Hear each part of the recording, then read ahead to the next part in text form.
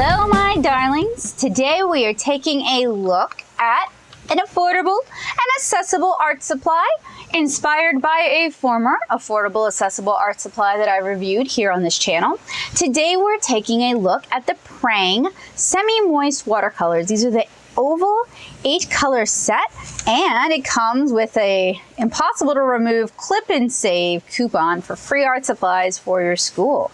And this review was inspired by the heartening results from my Yarka 8-color watercolor set. This is the resulting piece of art. I was really happy with how those handled. I've seen artists on Instagram, mostly hand letters, brush letters, using these, so I thought it would be worth taking a look. And inside, you get 8 semi-moist pans. These already look a lot better than the Crayolas if you know what you're looking at. They look like they have saturated color and might even use pigment. It comes with a small synthetic brush, not the worst I've ever seen, but we're not going to use that. I've got a larger synthetic brush. It's a Halcyon here. Now we're going to be doing today's swatching on some Canson bulk watercolor paper. This is just super inexpensive watercolor paper, but it is watercolor paper, and it is cellulose based with a slight embossing on it to give it that watercolory wonderfulness. So we're gonna start with red, and I'm just gonna load the pan with water and really try to get a lot of color. Zoom out a little bit.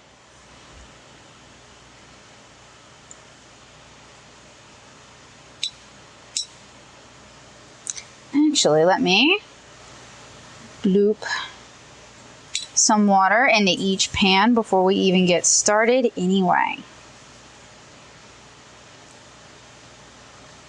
Now, I know these sets aren't necessarily appropriate if you're a professional watercolor artist, but I have so many younger viewers or viewers who are new to watercolor who would like to play around and enjoy it before making a big investment. And I do try to accommodate. And plus, you can learn a lot by messing with watercolors from a variety of levels. So far, all these colors are very bright and vibrant. Of course, the proof is in the pudding. We have to wait and see how it looks when it's dry. But they remind me quite a bit of the Yarka set, and this is a set that cost, I think it was like $6, like slightly over $5, and I picked it up at Jerry's Artorama. Okay, so we're gonna let those dry, and I do want to do an opacity test. So I am going to grab a Sakura, actually I want a bigger one than this, a Sakura of America. We'll use the Pigment MB. Now these are waterproof when they're dry. And I'm going to do a line for every color and give the ink a chance to soak into the paper, dry, and possibly cure before we put some water on it. So that's what all of our wet swatches look like. I'll check in with you guys when these are dry. So they're not entirely dry, but they are mostly dry. The colors are still very vibrant. We're going to do an opacity test now.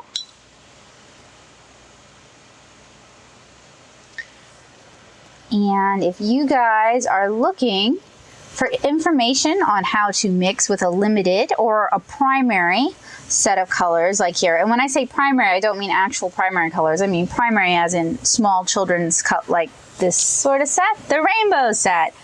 You can check out my Yarka field test. I really recommend you do, in fact, because I treat it like a tutorial on how it's not only a field test to review the watercolors themselves, but it is a tutorial for how to use inexpensive watercolors.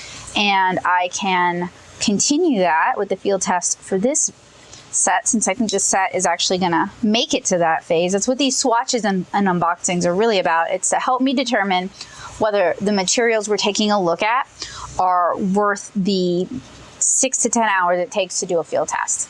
And these seem, they're pretty decent. So I think we will be doing a field test with these, of course. I do need to let them fully dry, and then we need to take a look at them again. But it's looking good so far, which is great because I know a lot of you guys are very interested in affordable watercolors. I myself have had frustrations with Cotmans, and actually I have a field test video for that here on this channel as well.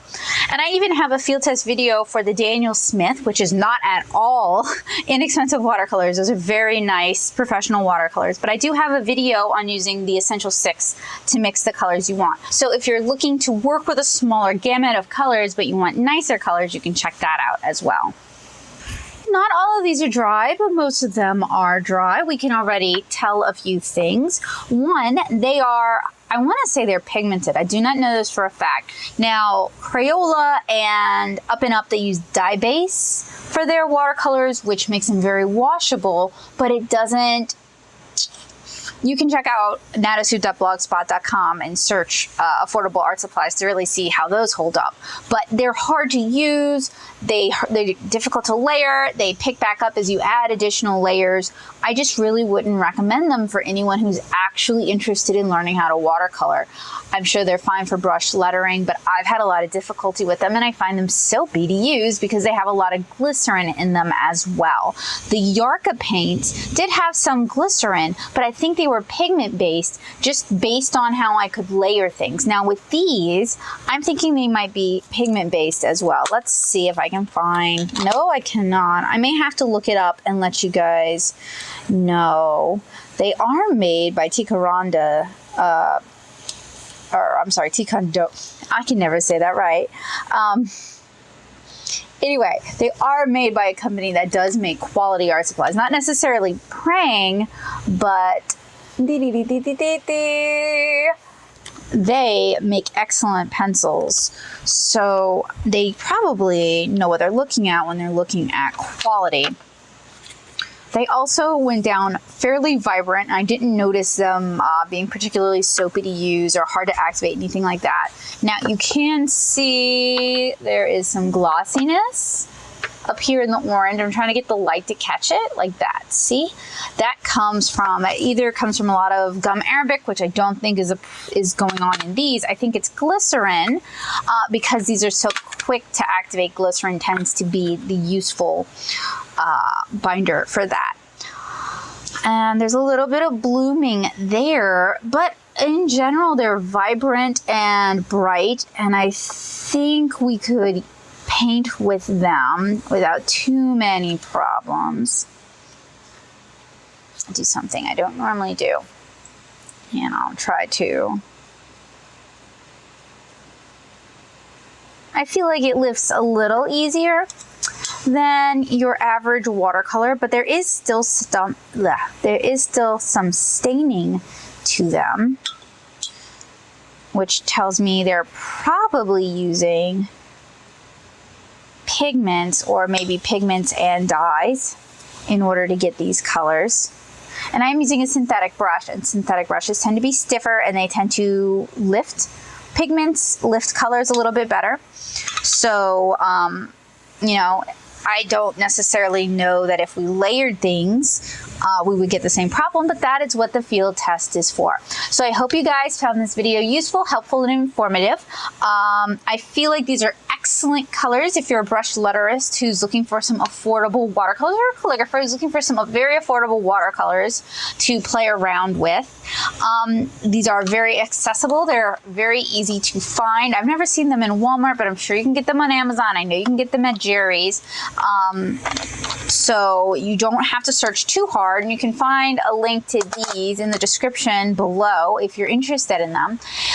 In my field test video, we are going to paint a figure. We're going to paint Kara, if I'm being honest. We're just going to paint Kara like we always do, Pinky, because that gives me a consistent baseline to be able to speak to it, to know what we're looking for.